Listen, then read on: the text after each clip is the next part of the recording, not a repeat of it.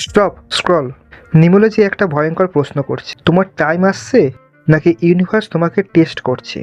এই video skip করলে তুমি নিজের ডেস্টিনি মিস করতে পারো। কখনো কি এমন লাগে সব চেষ্টা করছি কিন্তু রেজাল্ট কিছুই আসছে না?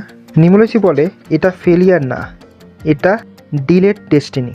কিছু মানুষ থাকে যাদের লাইফ শুরুই হয় লেট করে।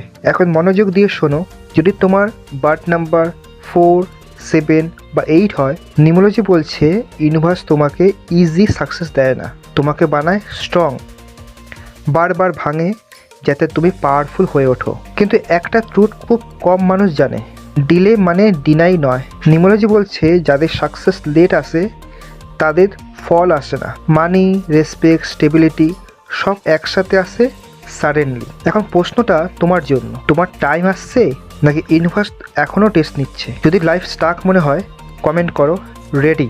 ফলো করো অমিত অ্যাস্ট্রোসোল, কারণ নেক্সট ভিডিওতে বলবো এক্স্যাক্ট সাইন যেটা বলে দেয় তোমার ব্রেক থ্রু কত কাছে।